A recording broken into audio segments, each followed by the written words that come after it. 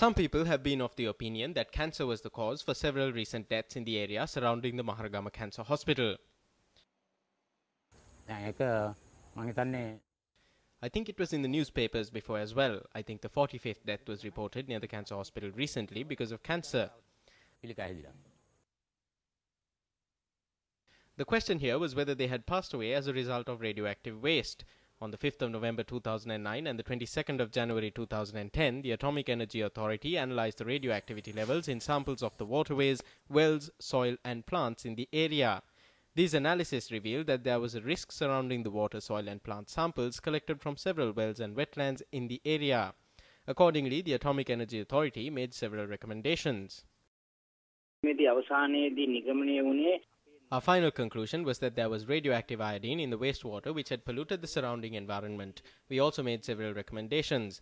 There is no risk for residents in the area from this radioactive iodine, but radioactivity cannot be left this way, because this wastewater which contains radioactive waste can mix with clean water which goes into the ground and can thus enter populated areas.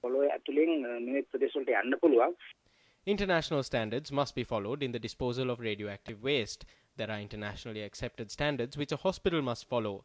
A hospital receives an EPL or Environment Protection Certificate only if these standards are adhered to. Does the Maharagama Cancer Hospital possess this certificate?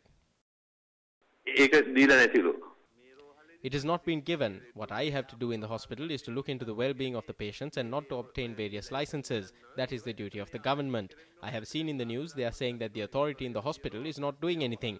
But what is not being said, what people are unaware of, is that the director of the hospital can only approve repairs up to 50,000 rupees. Anything beyond that is the duty of the ministry. We cannot spend the hundreds of thousands on waste disposal. Sometimes even the ministers criticize, but we cannot do anything. It is the responsibility of the government.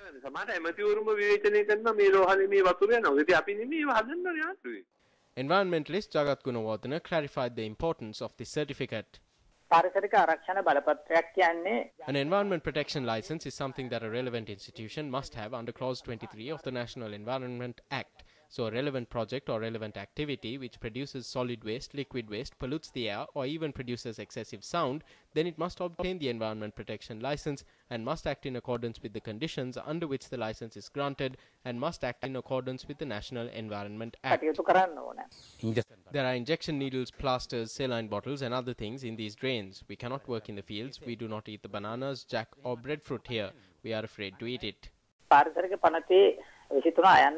Clause 23A of the National Environment Act gives the Central Environment Authority the power to stop incidents like these by taking legal action through the courts and obtaining an injunction preventing such activity from taking place until an environment protection license is obtained and is adhered to.